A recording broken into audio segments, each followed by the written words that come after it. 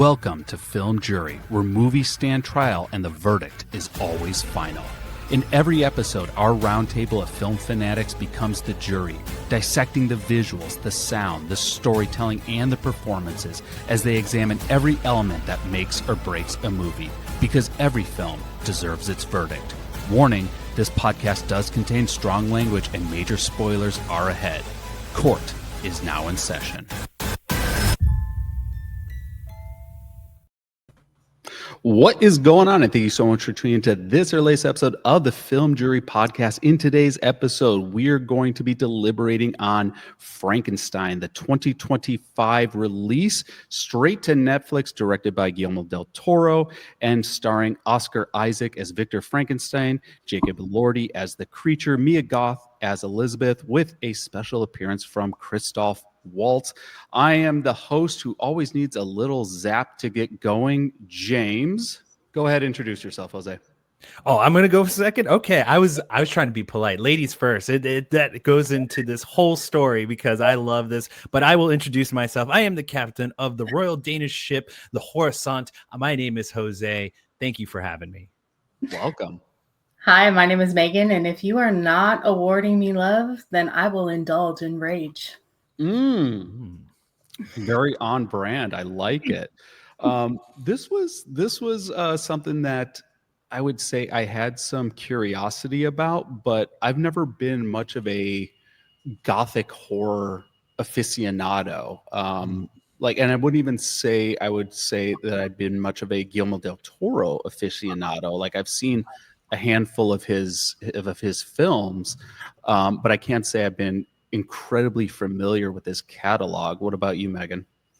I am not familiar at all with this film either, or his work, and I was blown away, I'll be honest with you, with just how everything was, the story, the gloomy weather, how moody of a film it is. Just I was just taken in from the very beginning, and I was very happy, and I will be watching more of his stuff for sure.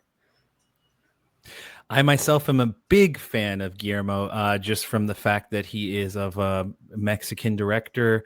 I love his film work in Pan's Labyrinth, and also I'm a big Hellboy fan, so he was a part of that team. So yeah, a lot of his movies are monster creatures, so that was definitely something that I was super excited about with this particular story. He is definitely, this is his quote unquote Magnus opus because he has such an attachment to Frankenstein and his own personal history. So this is why I was signed up for this particular movie and wanted to watch it and kind of review it with others. And this was like, he was working on this for a number of years. Like I was reading some past interviews, and this story kept coming up as a story that he wanted to do. And then at some point he eventually got the green light and was able to start working on it. Like his schedule opened up enough that he was able to progress with this. So obviously this is something that's been on his mind for quite some time. Yeah, that's something that I found out was particularly in the interviews that he's had with as a director. He is an attached, Frankenstein, the actual book, was something that he saw in himself, was as a story about himself, and he grew an attachment to it from a very early age. And that is something that I particularly found joyous about the fact that he took this on later in life rather than early in his career, because he had the skill set to want to express a certain level of this movie and this magnitude, and he had all the things at his disposal. And so I find this particular movie very beautiful, and in the sense of not only visually but personally to his own story.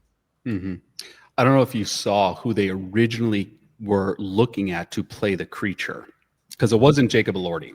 Oh wow. It was Andrew Garfield. Okay. Now I almost want to do this conversation with us keeping Andrew Garfield in the back of our mind. That's funny. I don't know. He's not as tall too. I don't think he's as tall as Jacob. And so that's something that is, Yeah, I don't know if he has that presence, and that's not to discount his acting cred, but I don't know if it would have the same gravitas that Yeah. the current creature brought to it. Well, Very let's dive true. into a plot summary. In 1857, the Danish ship the Horisont is trapped in the Arctic ice when the crew finds a dying Victor Frankenstein and the powerful regenerating creature hunting him. Victor admits he created it and explains how. As a young Sermon, traumatized by his mother's death and abused by his father, Victor became obsessed with conquering mortality. Funded by arms dealer Harlander, played by Christoph Waltz, he built a lab in a remote tower, harvesting body parts from criminals and soldiers. During a storm, he brought the creature to life. Terrified by his strength, he chained it below the tower. When William and Elizabeth, William is Victor's brother, when William and his fiancee Elizabeth, who's also Harlander's niece, visit Victor, they find the creature, and Victor panics, ends up trying to burn the lab and then losing his leg in the explosion. The creature tells the rest of the story. After escaping, he hid with a blind man, learned how to read and speak, but was driven away. Realizing he was immortal and alone, he confronted Victor during William and Elizabeth's wedding, begging for a companion, but Victor refused. In the chaos, Elizabeth was shot and William killed. The creature comforted Elizabeth as she passed. Victor then was chased to the Arctic before collapsing. On the ship, Victor apologizes to the creature before dying himself. The creature forgives him, frees the horizon from the ice, and watches it as it sails into the sunrise as credits roll. So, I would like this was a fairly long movie. Was it 2.5 hours this movie clocked? Yeah. Mm-hmm. It's very And it was split into what, 3 chapters? Or was it 3? yes. Three. Yes, three chapters. Victor's perspective, the beginning where he's a child, and then the monster's perspective. Mm-hmm. And we open on the Danish ship. It's stuck in the ice. And this game, I don't know if you saw that. There was that AMC show. What was it? It was based off a Dan Simmons novel. But it was like tonally identical to this show of I believe it was also a Danish ship, because they're trying to travel through the Arctic, and oftentimes the ships will get stuck when the water freezes over, and in this case they're trying to break apart the ice to free the ship, and other times they are locked in the ice until the weather warms, and then they can continue on their voyage. And that was the premise of this AMC. The Terror is what it was, the first season of The Terror. And then, of course, obviously they come across a creature in the frozen tundra. But already we're seeing like this incredibly gorgeous, like long sweeping, like landscape shots, and this really intentional use of color. And it seemed like they were leaning into 2 very specific color tones. Mm-hmm. One was green, which you had the green borealis lights above the ship that's kind of like casting this greenish hue over everyone, and then red being the other color. And they see this fire in the distance, and they send a crew out to see what happens. And this is when they come across Victor, and they bring him on board the ship, and he's like kind of ranting and raving that this creature is following him. Have either of you read the book? Is this similar to how the book is portraying this? So it is an adaptation, of course, but the ending is particularly different in this movie comparative to the story itself. I have partially read the book. It is very tonally similar, but yeah, there's a significant difference in the ending of the book and the movie. Yeah, I'm trying to think. Like, I've seen a handful of the like cinematic renditions of Frankenstein, but this feels like story-wise kind of unique in how it's trying to tell this story. Yeah. Yes, I very much agree, because There is the ship, of course, and that is kind of similar in the story where he comes in for Victor, and Victor is in the boat. But I'll just state this. In the book, Victor has already passed before the monster can ask for forgiveness. Interesting. Okay. So in the book, the monster's the one seeking forgiveness. Yes. And they shifted that. Yes. And there's a particular reason why. And we can get into that either later, or if you want to get into that now. I think based on what I've researched is based on it's a personal story for Guillermo and his relationship with his own family and father. Yeah, let's unpack that. What were you able to kind of dive into? So in when Guillermo first started his directing debuts, his father had won a lottery in Mexico, and then they moved into a mansion. When Guillermo came out with his first movie, his father was kidnapped, and him and his father actually, and here's we can go into a funny little story. His father was rescued. The person who actually paid the ransom for his father's rescue was the director of Avatar, James Cameron. And they actually never spoke about it too much. And it wasn't until his father he knew his father was, getting older and it was about to pass soon, that he actually sat down with his father and said, "Hey, we need to talk about, because we never really got into what happened to you during this period of your life." And so I think tonally you start to see that in the movie itself, and he has brought up that in his conversations with interviews, that this idea of like forgiveness and peace, where he's at in life right now, Guillermo is wanting that more and more. And so the direct difference of the book is kind of that of his life story of wanting, he doesn't want, the monster wants, he forgives Victor, not just for Victor's sake, but for his own sake. And that's where we get into the final scene of him stepping into the light and taking in the sunlight, and just, that beautiful shining of the glow of the sun on his skin. And just, that's the last scene that we see the monster is just forgiveness in himself and walking into his own light. He almost says it's like absolution. Yeah, that's a beautiful way to put it. Yeah.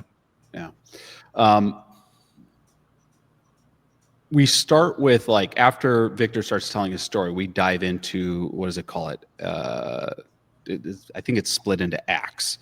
And it goes into Victor's past, or Victor's story. Is that what it said? Victor's story.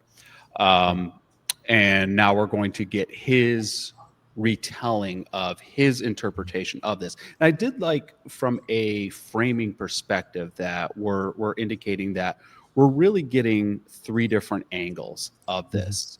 This idea of, and he even calls it out in one of the things he said. He said, I was going to say that some of it is fact, some of it is not, but all of it is true. True. Yep.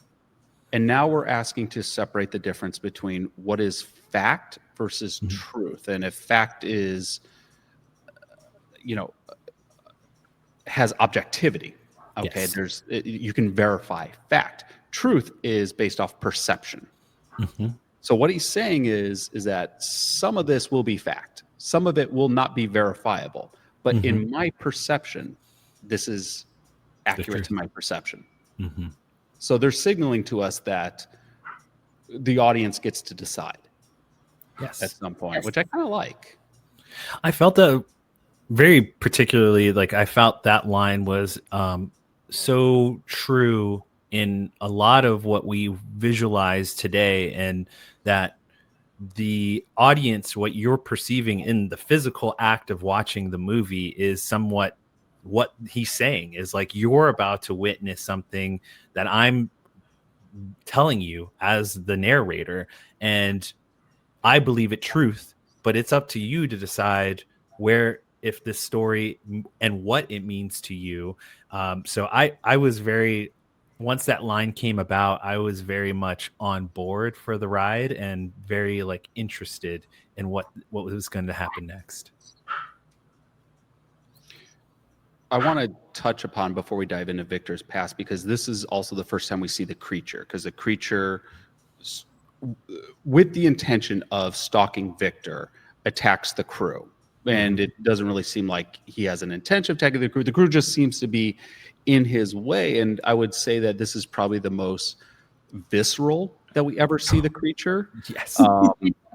Like literally just throwing people. I mean, there's that one where he backhands someone, that breaks his neck, and the guy just bends over backwards. Yeah. I've watched it 3 times. Like I kept rewinding. I'm like, is that actually what's happening? And it was just like, it was so intense. So clearly they're trying to create like a very intimidating perception of this. And in this frame, we're still in that introductory act. This is the crew's perception, or the captain's perception of what is happening. This is the most neutral of perceptions. Like Megan, how are you kind of like feeling as we're kind of like introducing these characters?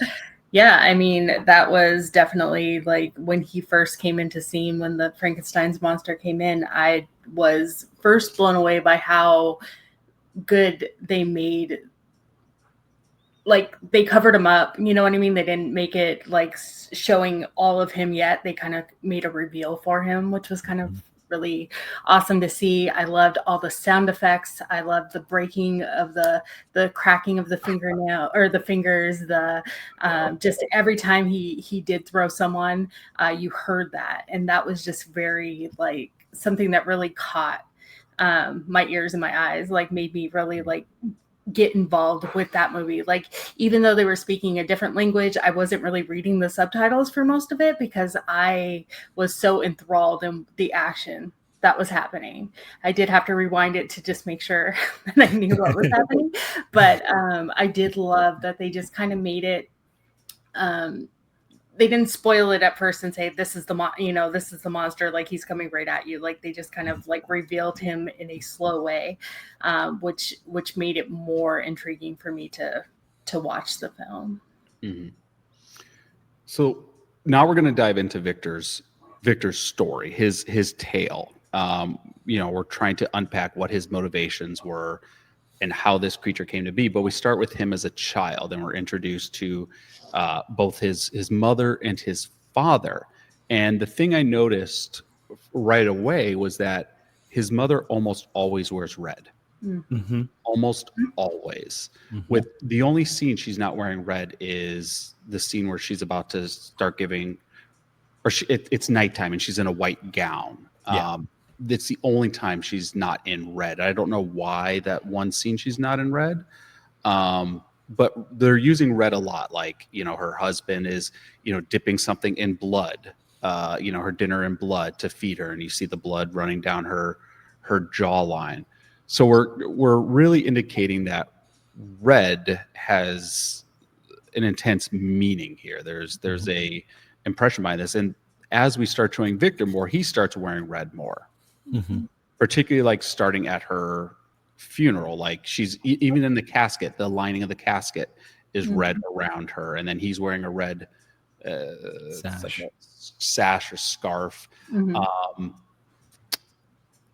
What are, and I'll just open this for conversations. Like, how do we feel about this being the introduction of the character? Like, how is this, like, tonally and narratively speaking, are we engaging in this moment?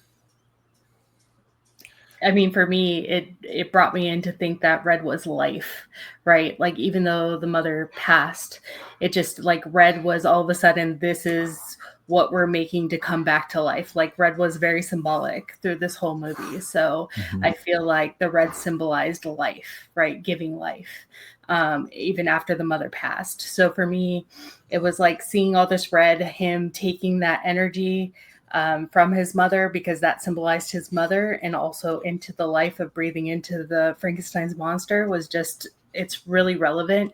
And I loved all the symbolism within this whole movie. I mean, not just that, but like the gods and just speaking the Greek gods that were in here. throughout the whole film was just very, it was just very nice that it tied all together. So for me, like red symbolized life and creating life. And I really appreciated that form of it. But I mean, it could mean, I guess, anything for anybody, right? Yeah, I symbolized it more as kind of a rage emotion where you're looking at the chaos angel or whatever he hit the dream sequence that he gets influenced by, and getting, as a child, it starts off as, I'm going to use all of my cunning and intelligence and emotions to better myself and make me stronger than my father. And my whole, that beginning sequence, I was focused on the relationship of the father versus the mother, and just how tonally and just how much he changes after his mother dies, and then even more after his father has passed too, because you can see the juxtaposition of like his mother's passing, how, you know, the colors used for that, and then his actual father and his passing, or the colors that they use. I think they use black or something like that for his Black line, and yeah.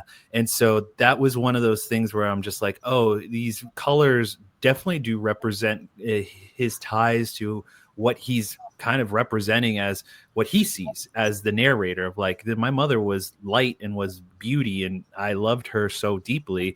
My father was, you know, kind of an a-hole. Like he was just really horrible to me. And, you know, as a father myself, and as, you know, my relationship with my father, I looked at that in those sequences, and I just was really reflecting on, especially for a son trying to show his family or show his parental units that it is, you know, important to him what he represents and what he's trying to accomplish. And so, you know, when you lose a parent, I can only, especially at that age, I can only imagine, but you know, there's something that shifts, whether emotionally or intellectually.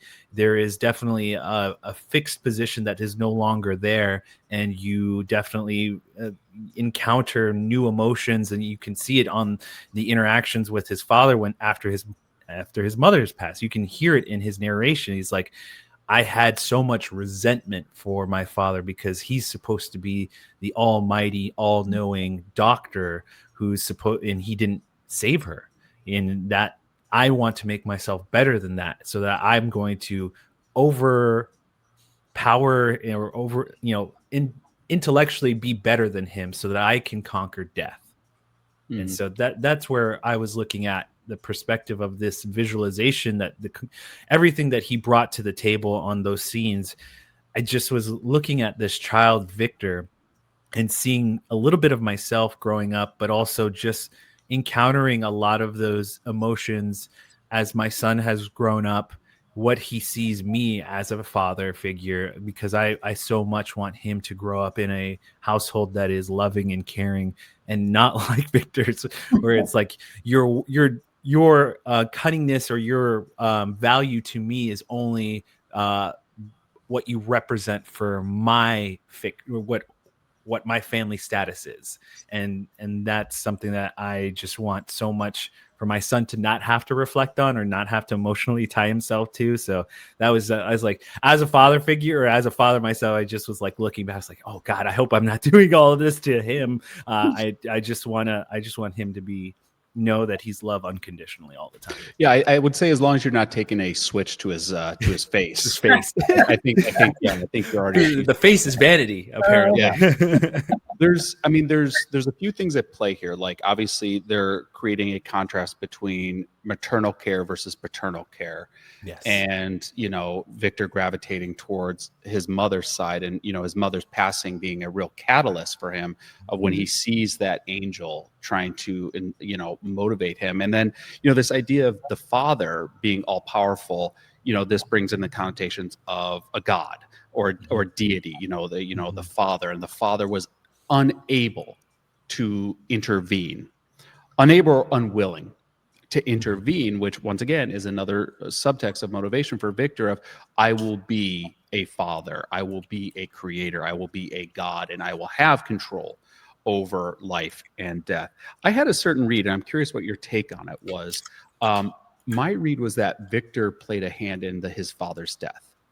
And the reason I have that take is at his father's funeral, he has a new red garment on, and the red garment is gloves. To me, that reads, I have blood on my hands. Yes. Mm. I see that as well. Yeah. Because now because it was right after that statement of, his resentment towards his father and, how he wants to do, he wants to create something different. And then we smash cut to the funeral, and all of a sudden I have blood on my hands. Like that, at least iconic, that the iconography of blood on my hands. I was like, I wonder if, he did something, poisoned his father. I mean, he knew medicine. He knew the inner workings of the body. His father had taught him these things.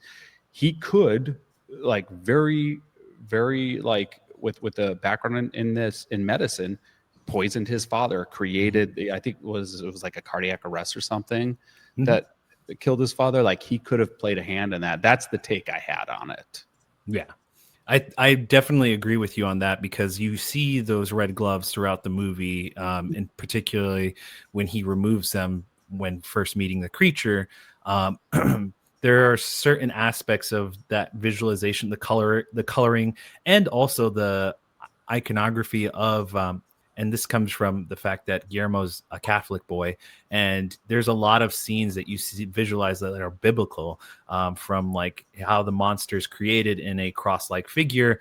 There's so much that we can, if you're not paying attention, or you're just missing those little details of that surround the story and the elements that the characters bring. I found it very interesting.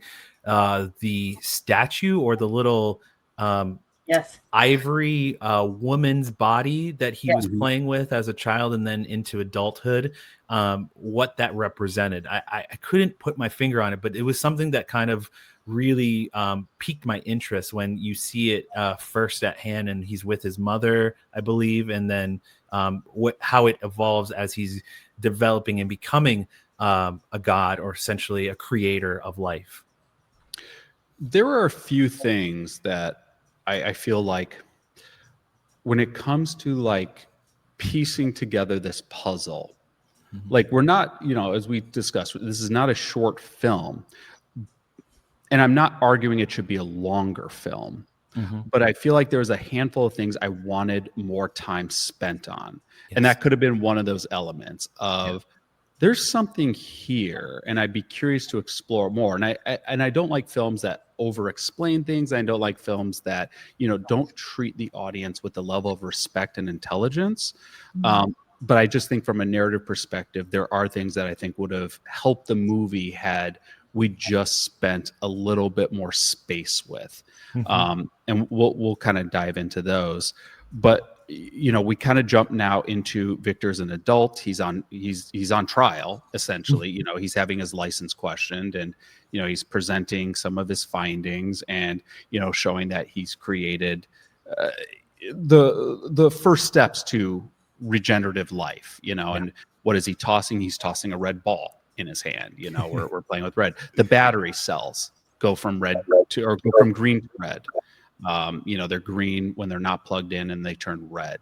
And then he meets, the Christoph Waltz, who, you're never going to have a bad portrayal from him. But we also meet Elizabeth, played by Mia Goth. I'm curious because, like, I'm a Mia Goth fan, a huge fan of hers in the Ty West trilogy. How do we feel about Mia Goth playing Elizabeth in this? And we'll start with you, Megan.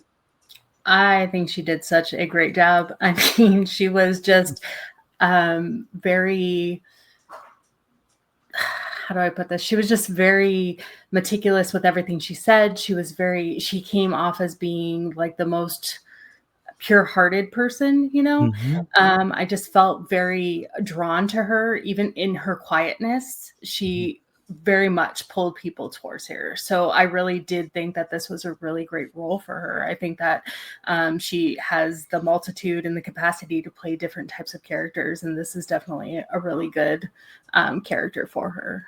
Mm-hmm.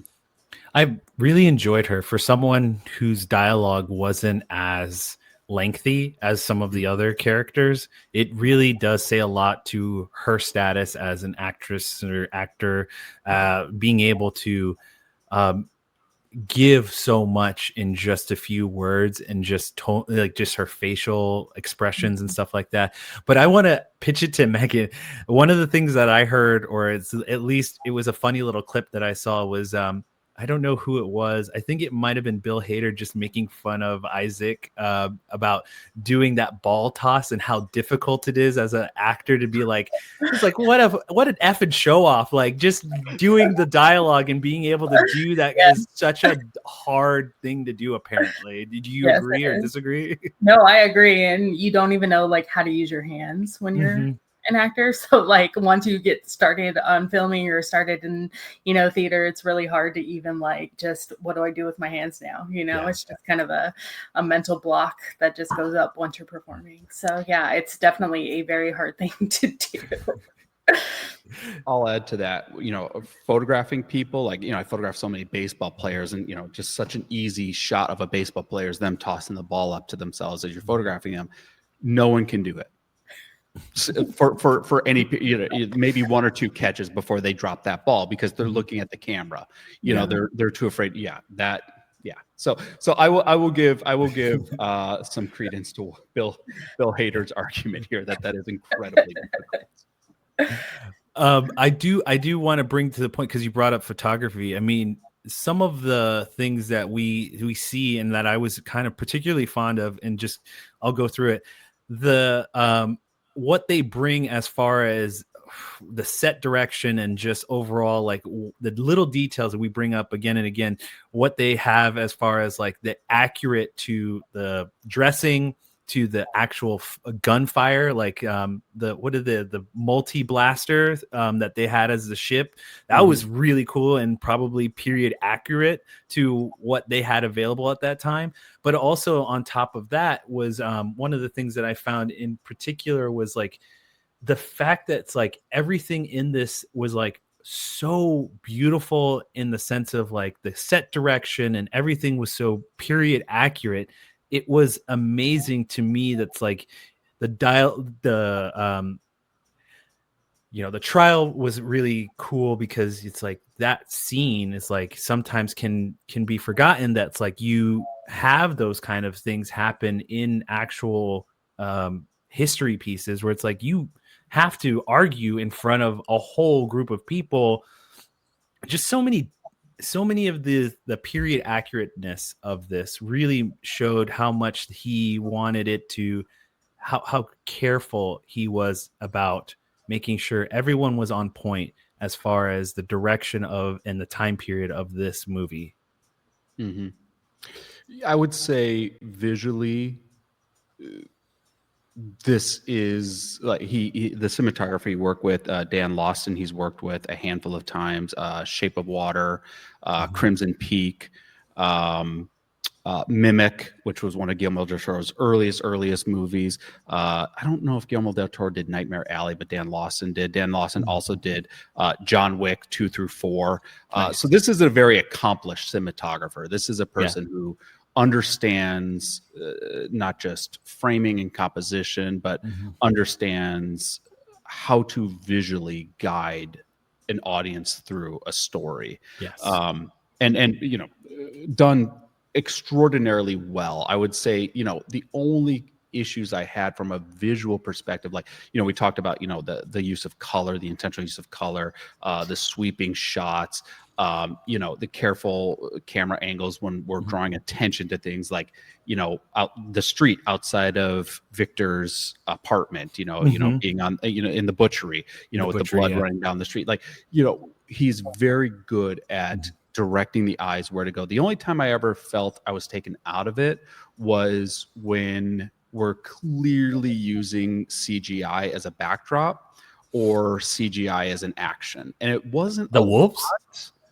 What's that? The wolves, like the wolves attacking and I mean, I felt like they were the CGI and the wolves weren't. You're gonna get that definitely in creatures. I would say like the lightning storm at the tower. Like there were some moments where I was like, okay, you know, that this is a green screen. Like I'm looking at it, you know.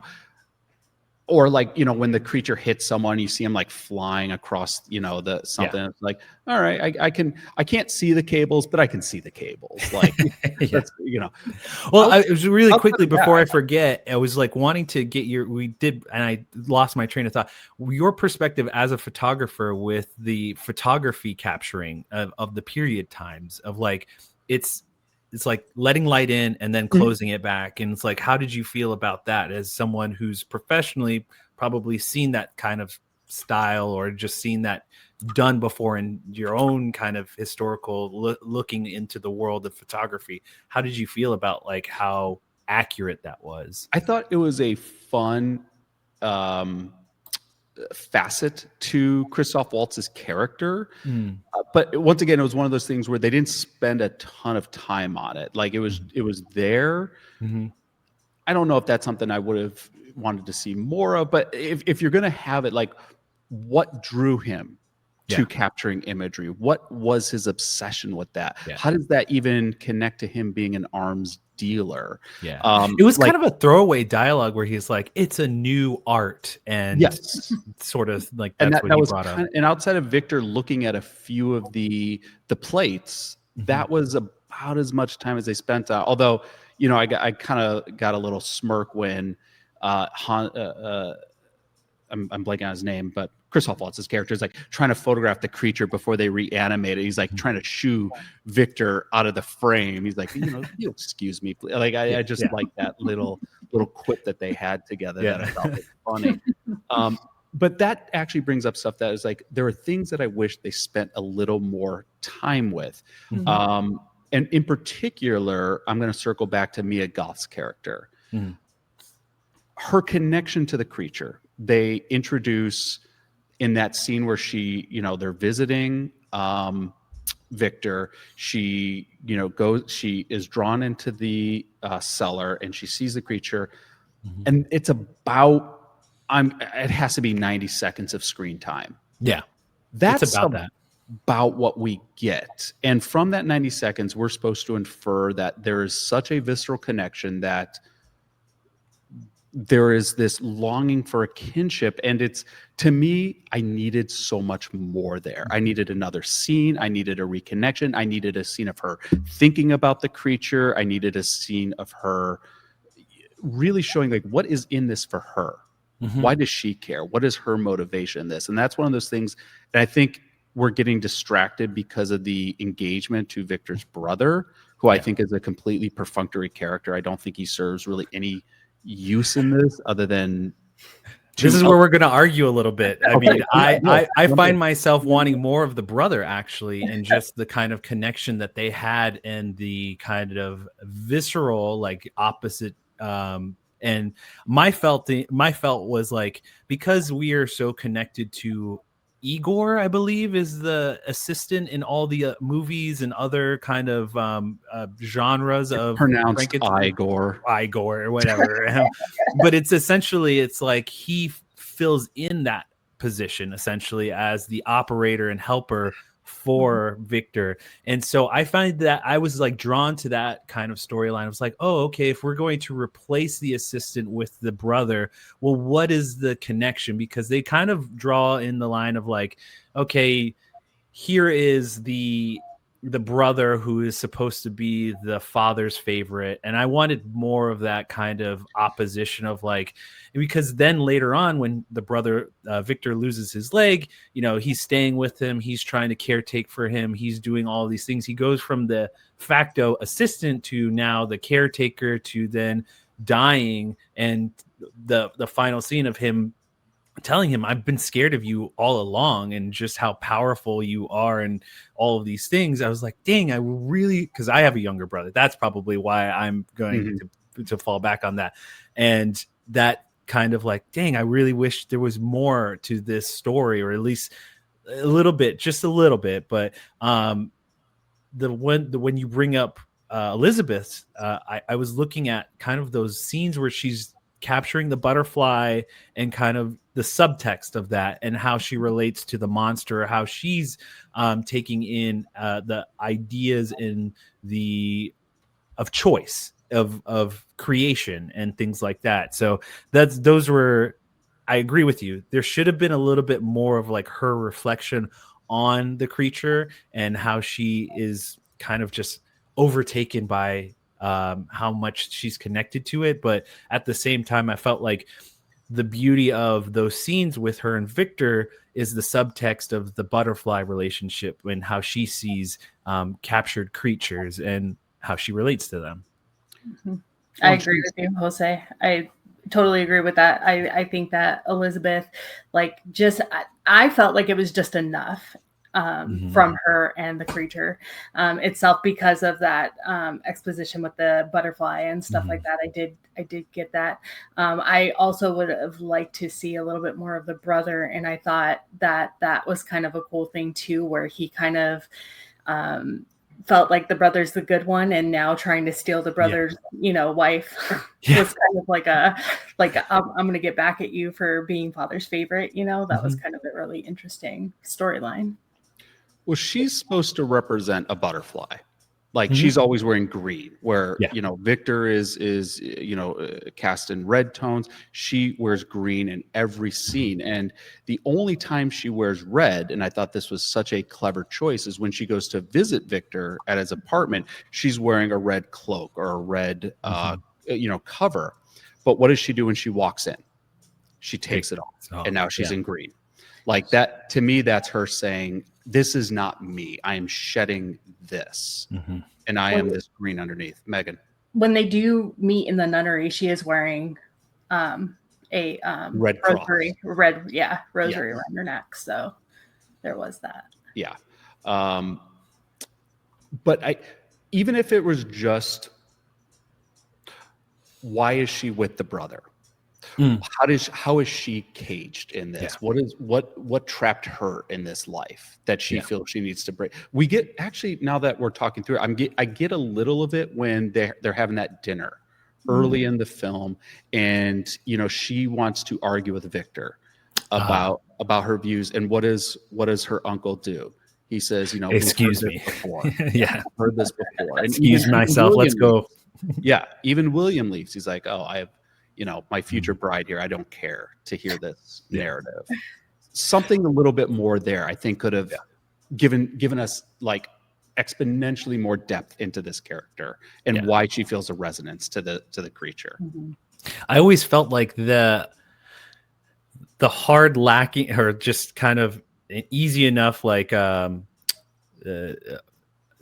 it's just so weird. That's like, if William wasn't married to her, Victor would be SOL. Like, you wouldn't have the backing of the uncle. You wouldn't have, a lot of things that would have gone your way to create this monster. It just felt like a storyline, or just like a through line of like, if you didn't have this family as a part of, your brother's life, you would just be a poor man with ideologies of creating life from death. Like, it's just, I just felt it was like one of those storylines of like, it lacked a little bit, essentially, like, where I was just like pinning to that, like, man, if he didn't have this financial backing of this uncle, like, he wouldn't be the person that he is, or he, I just found it very interesting from the standpoint of like, you take this one thread away, it changes the whole dynamic of,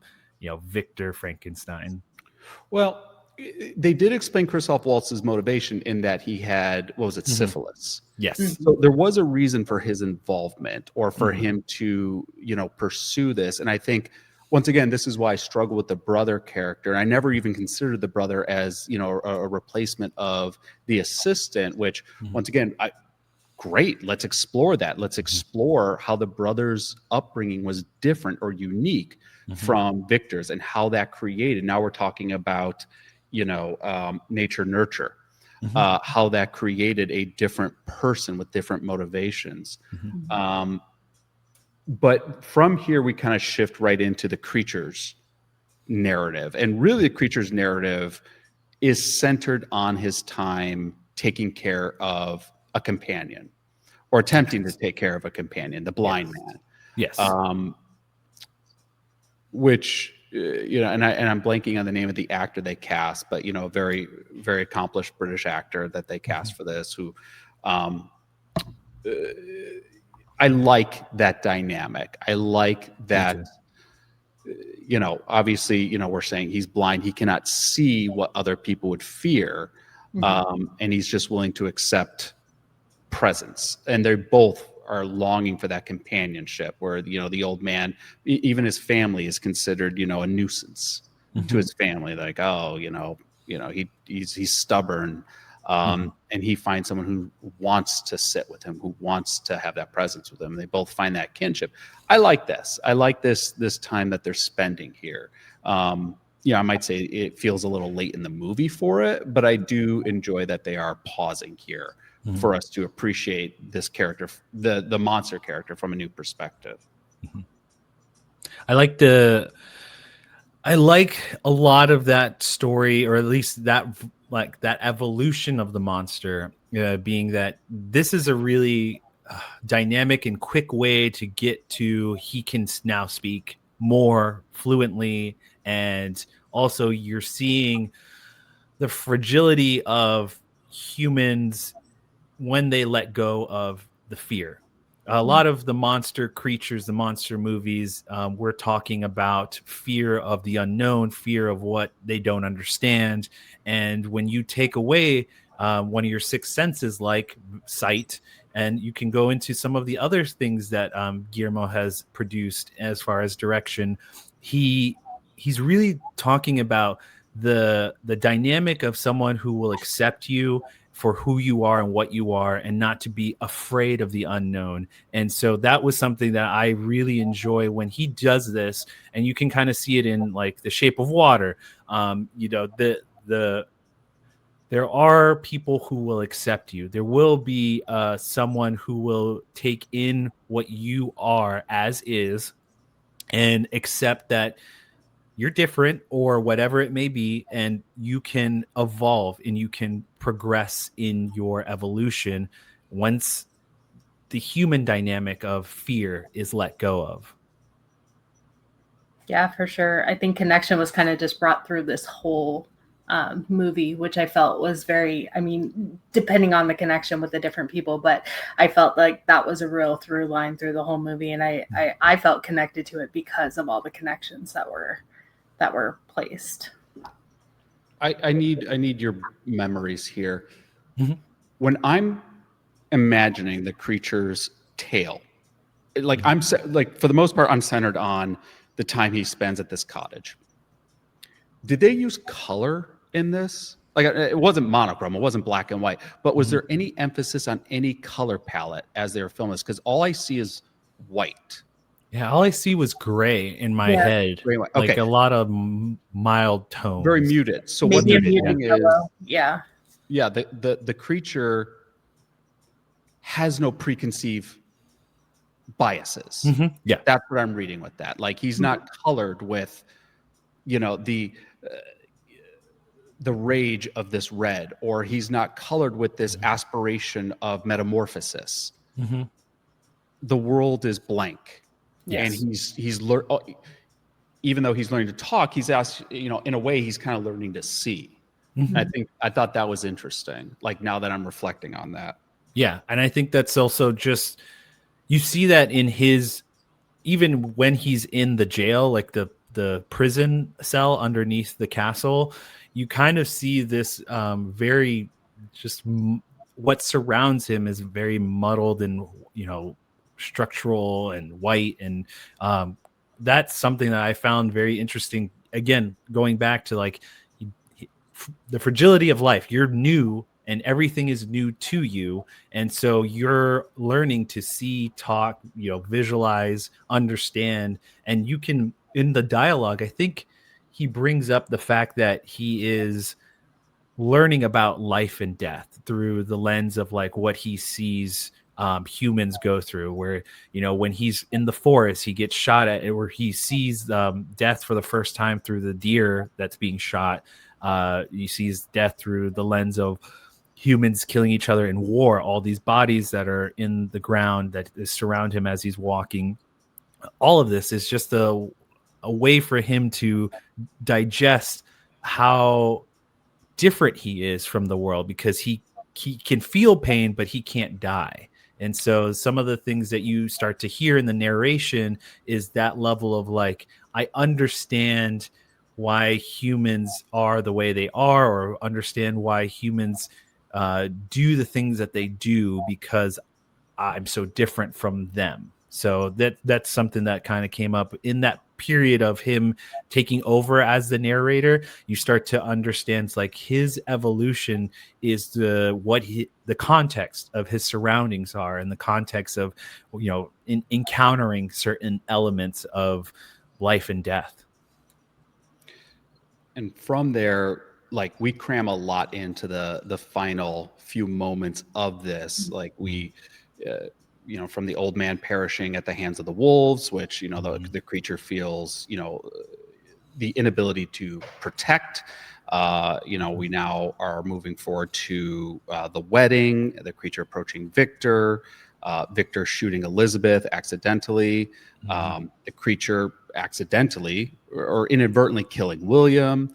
And that brings us then to the present time in this narration of, we've each told our tale, and the captain almost becomes the judge. You know, I've heard both sides of this. Yeah. And I'm going to instruct my crew to allow the creature to leave. He will not be harmed. He will not be attacked. And the creature frees the ship. And, you know, we've talked about the kind of conclusions. We, you know, roll credits at this sunrise. You know, he's seeing this sunrise, which, by the way, once again, now he's seeing vast amounts of color, particularly in the sunrise. You know, kind of final thoughts in this kind of conclusion, as we kind of like, in a way, from a pacing perspective, we kind of race towards a conclusion here. Where are you each at? Like, how are you feeling with the conclusion? And then after your notes on that, then we'll get into our final verdicts here. But Meagan, what are your thoughts on kind of this final act as we're kind of coming into the end? I did, so as long as this movie was, right, like, I didn't feel like it was that long. I was always kind of in the moment, minus a few moments with the CGI and stuff like that, or the gore, the unfortunate gore with the wolves, the ripping of body parts. Yeah, that was a little too much, but I digress. But I felt like it was a gratifying ending. I felt like just him looking at the sun, and then like it coming full fruition of like the Victor actually like bringing him to the sun for the very first time, you know, and then him ending with the sun. Like, I just felt very fulfilled for the end of this movie, and I thought it was really well done. So those are my thoughts. For me in particular, I agree with James, where it's like it felt rushed, because I think I lost myself, where it's like, how did Victor end up racing after him into, was it a boat or something? Like, was the ice already frozen over and then he raced after him to the North Pole? Like, those types of things where it's like, I felt like it was rushed a little bit. But I go back to what Meagan said. Yes, there is a gratifying ending from the perspective of the viewer. You know, the forgiveness, peace, feeling that your acceptance of yourself and what you are as a being, of whether you look at yourself as a monster or not, whatever it may be. But it was a gratification of forgiveness and acceptance. So that was something that I felt at the end of the movie. What gave me even more connection to it was doing the research afterwards, and the context of Guillermo's personal story with his father, and what it meant to him, as far as not only the creature itself, the story of Frankenstein, but the personal connection to the ending and evolving it into something that was for him and for his connection to that story. And some of the other bits and pieces of like Mary Shelley's, the context of her life. Many people, if you do the research, you will understand the reason why she created Frankenstein was prior to the book, or prior to making it, her life being a child of two literary people, and also losing a child in infancy. I guess she was pregnant, gave birth, and it died after a couple of weeks.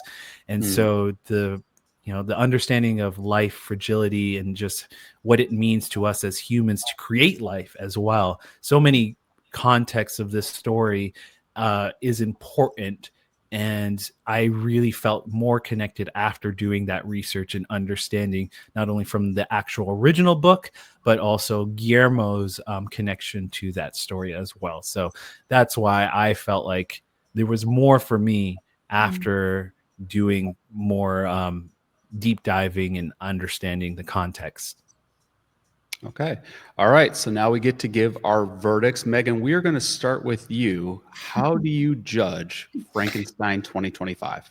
I want to give it more, but I'm going to give it 4 gavels. I want to say 4.5, but we're not allowed to do that. So 4 gavels. Or it is. All right, Jose. I'm at 4 gavels too. I was stuck between 3 and 4, just from a rewatchable standpoint. I love this story. I think it's really great. And Guillermo does his thing. He has all the power at his fingertips, where it's like, it's his creatures is right in his bag, but also just the connection, how much he's evolved as a creator. He has got all the pros, like you brought up some of the, the cinematography, the all of the other actors, and just some of the character actors. All of it was really well put together. So I'm at a 4, and just I think from a standpoint of, like, again, monster creatures, horror, Gothic, I just think it's right there at that 4 level. When I watched it Saturday night, I originally ranked it as a 3. And the reason I did was because I felt like there was so much more in the narrative I wanted. And it's very rare I want a movie to be longer, particularly when we're already at 2.5 hours. Yeah. But the fact that I've been thinking about it so much since watching it, and there have been so many elements that I've been so curious to unpack, and we've talked about so many of those facets on this show. All of a sudden, it made me develop a much richer appreciation for it. And it makes me so curious if there is a director's cut that we could ever anticipate from this. Because what I'm noticing is there's stuff that I just think was left on the cutting room floor. I think there was more stuff with Elizabeth that was cut out. I think, there was stuff in the final act of how the creature tracked Victor into the Arctic that was left on the cutting room floor. And I think if we were to add stuff back into the movie, and it's hard to think of stuff that could be removed to tighten this, because the movie, there's not a lot of fat on this to cut off. I feel like that would bump my score even more. But in reflection even further, I'm also going to give this a 4.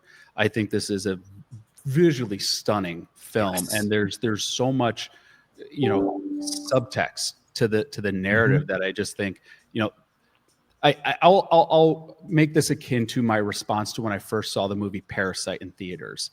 I saw the movie Parasite and I was like, I don't get it.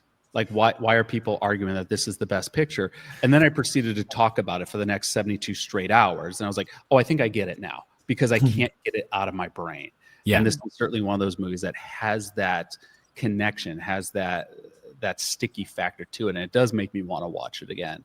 So we have a total of 12 out of 15. This is an incredibly high score. And I think, if upon listening to this show, I think listeners will understand why it's rated as high as it is. So it is available on Netflix now. You can check it out. And I want to thank both Jose and Megan for jumping on this episode, and stay tuned for upcoming episodes of the Film Jury Podcast. We are currently doing a deep dive into the It series, where we are chronologically all the different It franchise films in celebration of the new Welcome to Derry TV show, which is available on HBO. And we also have Predator Badlands, which will be available here shortly.